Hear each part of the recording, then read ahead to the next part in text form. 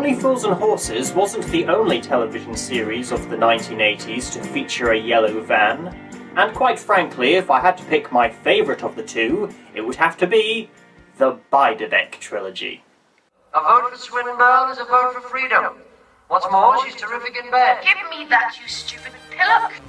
You've probably lost me the election. I might have won you the election. This sparklingly witty drama, which ran for a total of 12-hour-long episodes between January 1985 and December 1988, revolves around the lives of Trevor Chaplin and Jill Swinburne, who, via a series of peculiar events, find themselves dealing with council corruption, nuclear pollution, and whatever Series 3 was about, and along the way have to interact with many quirky characters. Once you're over the Yorkshire border, you can't trust anybody. Well, everybody knows that.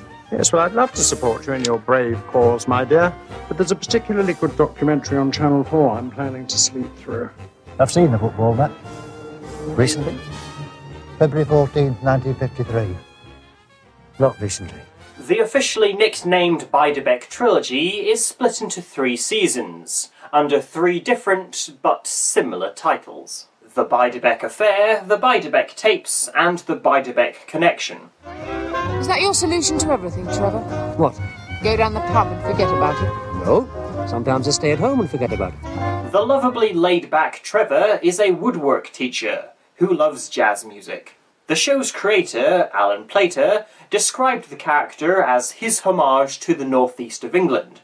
He was played by James Bolam, whose other starring roles include The Likely Lads, When the Boat Comes In, Only When I Laugh, the live-action version of Andy Capp, Second Thoughts, The First 8 Years of New Tricks, and Grandpa in My Pocket.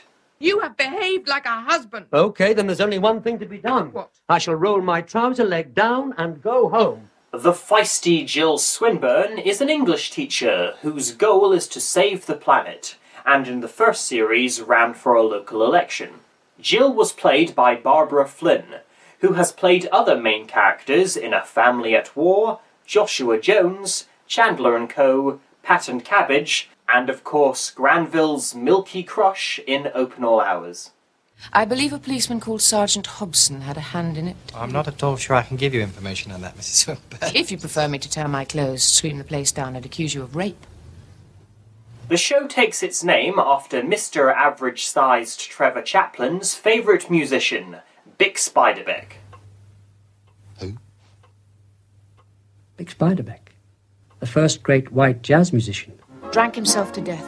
His playing sounded like bullets shot from a bell. One of Bix's compositions, Crying All Day, was used as the series' theme.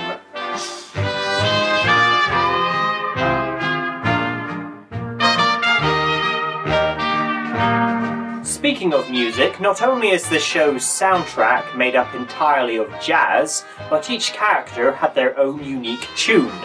Without a doubt, the signature of greatness.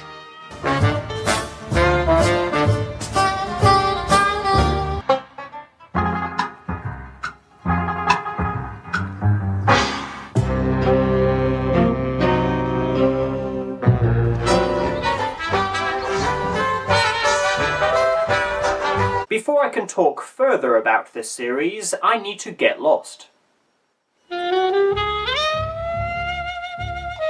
Broadcast during the summer of 1981, Get Lost was a 4-part TV drama that revolved around Judy Threadgold and Neville Keaton, who unravel the mystery surrounding Judy's missing husband. Neville is a simple but sweet lover of jazz, and Judy is a slightly stuck-up activist. Both teach at the same school. Ever get déjà vu? There are many more similarities between Get Lost and the Beiderbecke trilogy, which is hardly surprising as, besides both being created by the same writer, Beiderbecke was intended, until a month before production began, to be a direct sequel to Get Lost. Alan Plater wrote for over 50 television programmes starting in the early 60s till his death in 2010. In addition to the subject matter of this video, he scripted episodes for Z-Cars, Softly Softly, The Good Companions, The Barchester Chronicles, Fortunes of War, and Lewis. Plater described the type of characters he preferred to create as normal people whose mundane lives are interfered with by the peculiar world around them.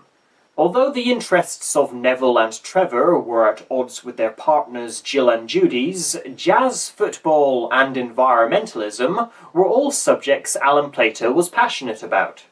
I prefer to leave things alone myself. Let them fester. Well, they don't fester forever, do they? They burst. Neville Keaton was played by Alan Armstrong, an actor who is still as active today as he was 40 years ago. His biggest claim to fame is perhaps being the first English-speaking actor to play Thénardier in the musical version of Les Miserables. Bridget Turner played Judy Threadgold. The most noteworthy thing about her career was that she turned down the role of Sybil Fawlty. Not a lot of magic in the relationship. Not a lot. What do you want him back for? Didn't say I wanted him back. I just want to know where he's gone and why. Another key similarity to this series and its spin-off, other than they are both set in Leeds, is their soundtrack. Though the trumpet-powered music heard throughout the Beiderbecke trilogy did actually play a part in the plot of the show's 3 seasons. But mostly it was used to emphasise any comical occurrences. I go this way. I go this way. And I've come the wrong way. Alan Plater had been a lover of jazz since he was a young child, and recalled that Duke Ellington's Mood Indigo was the first record he ever bought himself. A feature of Get Lost that didn't carry on into the Beiderbecke series is that we often got to hear the characters' internal thoughts. This was a stupid idea. Difficult to avoid the idea that he's trying to tell me something. Alan Plater got the idea for the show's scenario involving rather lethargic characters involved in an unusual sort of mystery because he wanted to parody noir thrillers. Seeing great potential by furthering the adventures of Neville and Judy, Plater set about writing a sequel to Get Lost. It took him 2 years to do so, and when the time came to start casting, he was informed Alan Armstrong would not be available during the set filming dates. Rather than simply just recasting Neville, Plater decided that his new batch of scripts would be for a spin-off, not a sequel, which required only a few minor script retweaks, and of course renaming and recasting the 2 lead characters. Neville Keaton became Trevor Chaplin, a la the famous silent movie stars, and Threadgold became Swinburne, both names taken from 2 Northern England footballers the writer was a fan of. There are slight differences between the personalities of the heroes from Get Lost and Beiderbecke. Neville was a touch more gormless than Trevor. Okay, lady. It's $10 a day plus expenses. What is? Well, my usual fee. Plus 10% of the gold when we recover it. Where the lies? What the fuck does it mean? Well, you buggerman.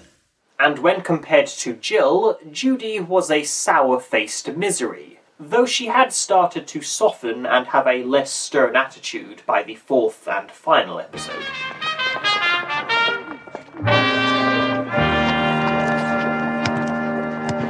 What I don't understand is this. Perhaps the most unique thing about the Beiderbecke series are its episodes' titles, which are taken from the first spoken line in every episode. Oh, look, it's Average-Sized Trevor Chaplin. So unique, in fact, that this was one of the only pieces of the show that didn't stem from Get Lost. That was a very funny evening. Alan Plater had also considered using iconic movie quotes as the title to each instalment. The Beiderbecke Affair was first broadcast between the 6th of January and the 10th of February 1985. The adventure begins with Trevor getting a visit from a platinum blonde who is working as a door-to-door salesman. He naturally orders some Bix Beiderbecke records, but the wrong music is delivered. Their colleague Mr. Carter places an order from the same catalogue, with painful results. Trev and Jill track down the suppliers. Big Al, who with help from Little Norm, are running a dubious but honest warehouse underneath the local church. The system told me that I was redundant, of no further value to society. This is me saying bollocks to the system. Meanwhile, Sergeant Hobson, a fresh and ambitious police officer, is suspicious of subjects A, B, C and D, and is determined to stop their far from nefarious activities, much to the frustration of his chief. He spent the whole evening watching some allotments. Not quite the whole evening. You keep using poncy words like scarcely.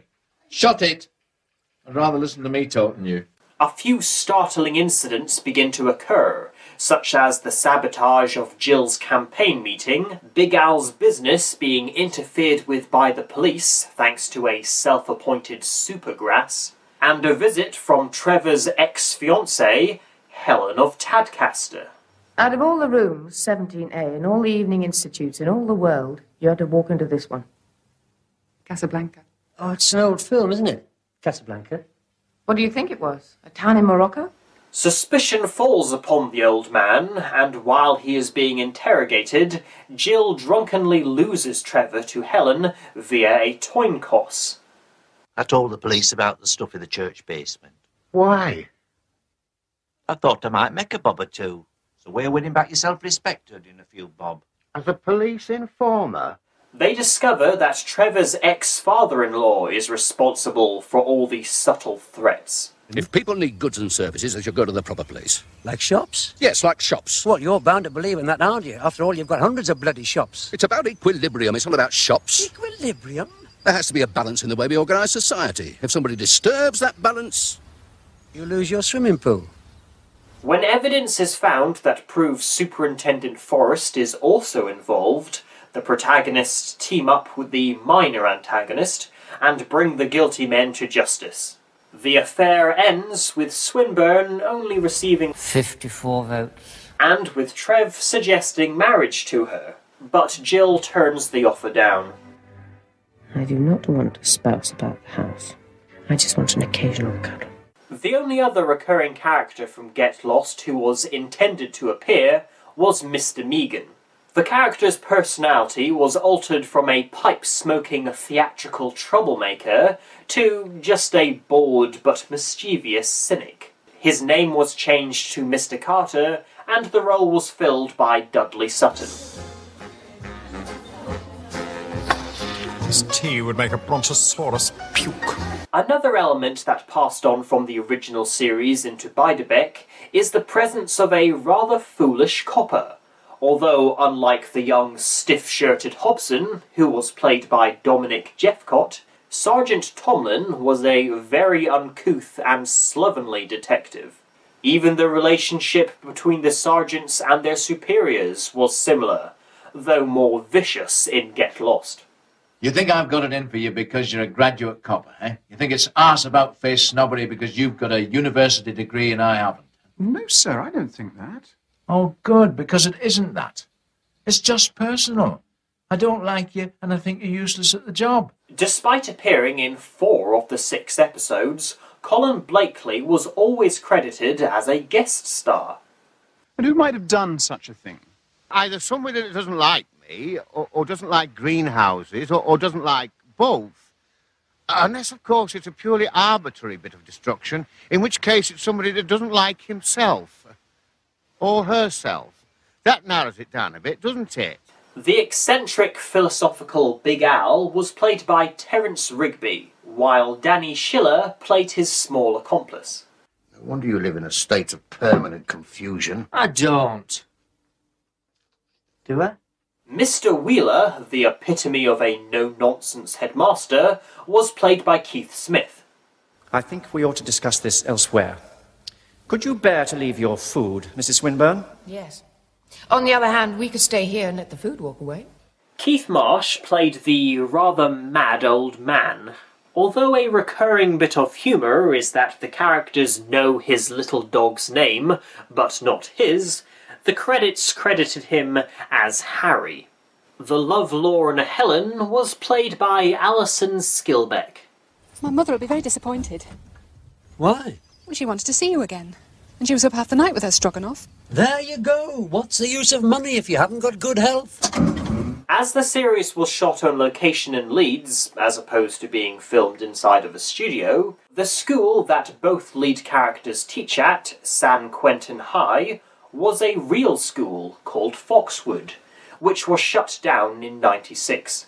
Shortly after the series was released, Alan Plater started working out ideas for the second Beiderbecke series, and also novelised The Affair.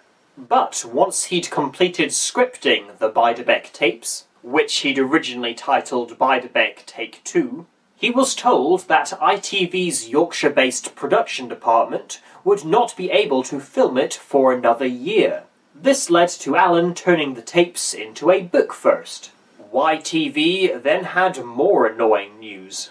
Rather than another batch of 6 50-minute episodes, could the Beiderbecke Tapes be a TV movie instead? What do you think, Norm? What you need's alternative arrangements. Dead right. To save losing over 50% of what he'd written, Alan compromised, and thus the sequel was condensed down to 2 80-minute episodes, broadcast on the 13th and the 20th of December 1987. An appearance by Big Al and Little Norm was sadly one of the many scenes that needed to be cut out. Do you really not know who did this? Oh, I know who did that, all right. Who? Somebody that doesn't like me.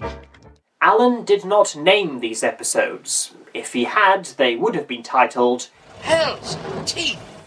And Mr. Chaplin, isn't it? I'll save your flat. It's an attic. You can't save it on its own if they demolish the rest of the house. Gravity's against you. Trevor's flat is demolished to make room for a motorway, and so he finally moves in with Jill. Whether the Swinburne's house was also demolished, which is why she has changed address, is not mentioned. The couple pop to a pub where Trevor meets a fellow jazz freak, played by David Batley.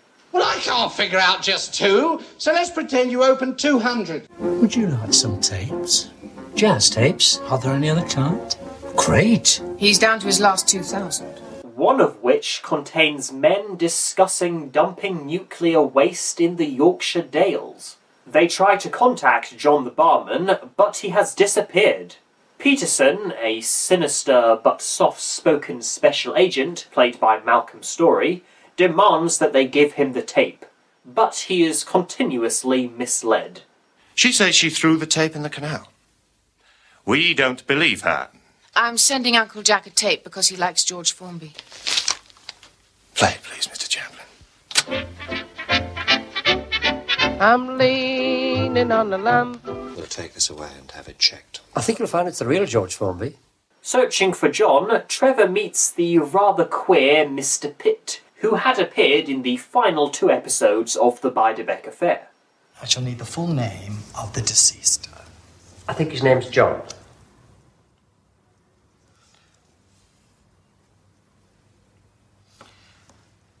I'm afraid I need more information than this, Mr. Chaplin.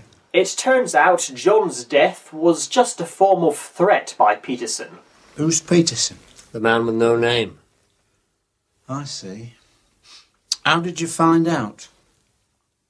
Find what out? The name of the man with no name. We asked him, what's your name, we said. That's good, that's cool. This scene at the cemetery is highly bizarre, as it is snowing heavily, but in the scenes which take place directly before and after it, there is not a snowflake anywhere. Did you have any success with that deceased person you were looking for? Yes, this is him. Oh, great. Our heroes reluctantly agree to join their pompous headmaster, Mr. Wheeler, on the school trip to Holland. But they miss the ferry due to their house being searched. All those fellas taking the house apart and you let them. Those men were armed. They were carrying guns. But people like them don't shoot people like us, do they? Do they? They catch the next ship, where Trevor gets drunk with a washed-up musician, and Peterson confesses his love for Jill, but she rejects him. Arriving in Holland, they find themselves being stalked by the Men in Black, and meet a group of American OAPs, who insist they join them on their sightseeing vacation, the next stop being Edinburgh. We find the porridge is much better in Edinburgh than it is in Athens. In the original script, Greece was the second location, but for budget reasons this was yet another thing the writer was made to change. Hey, you guys in trouble? Yeah, these guys are in trouble! Hey, you guys in there? A couple of our guys out here are in trouble.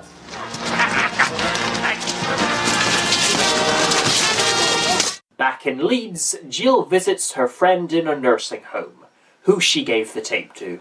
Sylvia, played by Beryl Reid, has deduced that the recorded conversation is rubbish, as she can tell the men are reading from a script. That's crazy. Well, in this crazy world, the biggest lunatic's bound to be king or queen. That night, Peterson visits to explain what Mrs. Swinburne has already figured out. The tape was deliberately created to spread misinformation and distract people like John and his eco-friendly buddies from genuinely true shady business.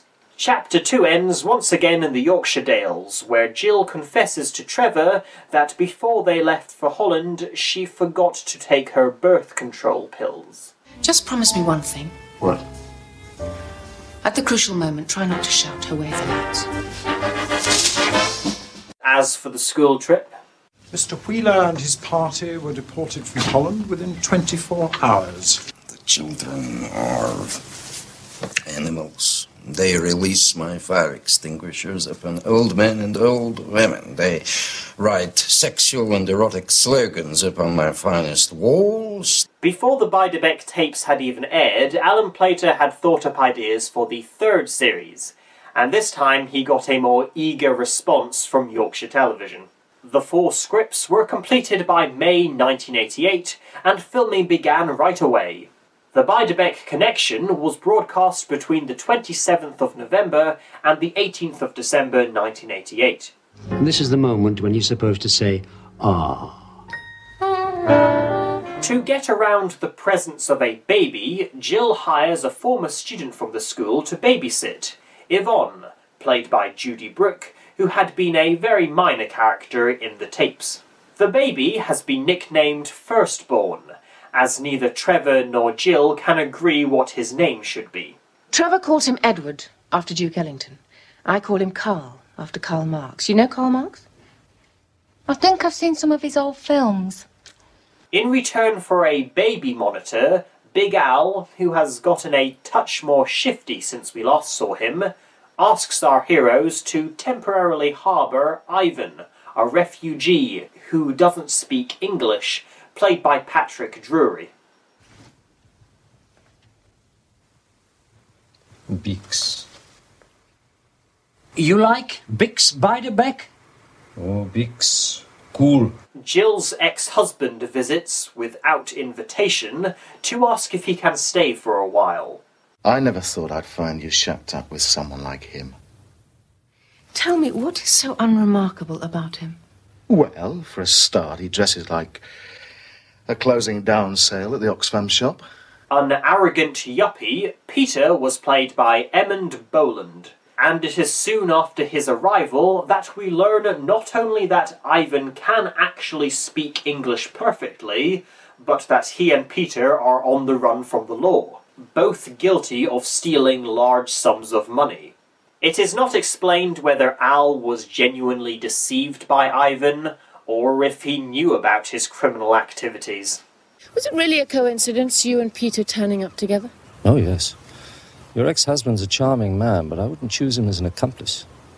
Meanwhile, due to a young woman and a few middle-aged men constantly popping in and out of her house, Jill's elderly neighbour is convinced she must be running some sort of brothel, and so, using a camcorder, sends a couple of VHS tapes to the police, where Sergeant Hobson orders 2 detectives, both with a PhD in bullshitting, to watch the house and follow the yellow van.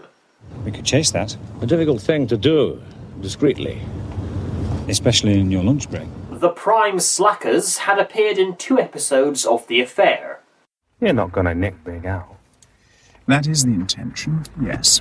You've no chance. You didn't tell us that when we volunteered. I encourage people not to smoke in this car. Is it all right if I steam? In The Connection, Sean Scanlon's partner had been changed to George Costigan, making him the only recurring character to be played by a different actor. I've always fancied a dawn swoop. They have them all the time in London. Yes, well, the thing I have against dawn swoops is the time of day. I mean, dawn, from all accounts, is very early. When Yvonne tells Jill that she knows they are being spied on, she confronts them when they escort the couple to a new jazz club, owned by Mr. Pitt. You will have total security, and it will mean that our responsibility will creep over the witching hour of midnight. Making it that much simpler for the accountancy department of the constabulary to calculate our overtime. After midnight, do they pay you in pumpkins? The two plots connect when Hobson sees Ivan, the not-so-terrible ATM robber, leaving the house, thanks to the neighbourhood watcher. Trevor and Jill took the two thieves to the beach to catch a boat. What sort of boat? It was green, wasn't it? A kind of pea green. As they tell the sergeant the truth, within reason, Hobson leaves, perhaps dumbfounded by their calm and cool manner, ignoring the fact that he could probably arrest them for aiding Ivan's escape. While all this has been going on, the school is being generously provided with items it has been in critically short supply of, such as books, wood, and sports equipment, delivered by Britain's Buddy Hackett, aka Peter Martin. Timber, as in wood. Comes from forest, mostly. I know about timber's origins. I was told you needed some wood. This is it, the wood. And organised, mostly through theft, by Big Al and some of the students, including Yvonne. The only decent thing I've got is my job. Looking after firstborn. I love doing that. I don't love anything else. This leads the thoroughly unenthusiastic coppers round in a circle, and rather than connect the dots, they choose to drop the whole investigation. Where did it come from? An anonymous benefactor. We want names, Mr. Wheeler. How can I possibly give you the name of an anonymous benefactor? The saga concludes with a relatively self-aware moment as Mr. Chaplin and Mrs. Swinburne drive off into the sunset. Alan Plater knew that the Beiderbecke Connection would be the end of the series, partly because it would give the show a nice three-act structure of a beginning, middle, and an end, and also because now that he'd given the couple a child, he didn't want Firstborn to become a focal point, which it would have done in potential future episodes. Due to his other writing commitments, the novelised version of The Connection was not published until 1992. The Beiderbecke trilogy was the most popular piece the writer had created out of his vast portfolio, as more than half of his fan mail was related to it. Book thefts. Yes, we've been experiencing a small rash of them. It's mainly from bookshops. Test of the D'Urbervilles. We've been doing follow-up inquiries on that one. Yes, written by Thomas Hardy, set in so-called Wessex. Actually an alias for Dorset. Thank you, I've read the book. O or A-level, sir? For fun. Fun. The only minor criticism it received is that the police force was constantly portrayed as being totally inefficient. But then so was the education system and the council. The man is clinically insane even by the standards of the teaching profession. While Alan Plater never returned to Beiderbecke, he went on to write similar scenarios, such as Oliver's Travels. He also said he knew what future lay in store for the characters. Jill would become San Quentin High's headmistress, Trevor would retire as soon as possible, and Hobson would be working as a consultant to the Labour Party. I'm sorry to have kept you waiting, but the computer's been a little sluggish this evening. The police computer? Yes. Containing information about private citizens. And when we need that information, the computer supplies it. Quickly and efficiently. Or sluggishly. Or sluggishly. The series is somewhat of a cult, i.e. not many people know it exists, but those who do love it deeply. Thank you for another night of ecstasy, darling. It's awfully good for me. Was it good for you, darling? Terribly, terribly good. Did the earth move, darling? No, not exactly, but the dressing table twitched a few times. If you have seen the Beiderbecke trilogy, which of its 3 chapters is your favourite? Until next time, viewers, away the lads. And lasses. Hi-ho, Silver!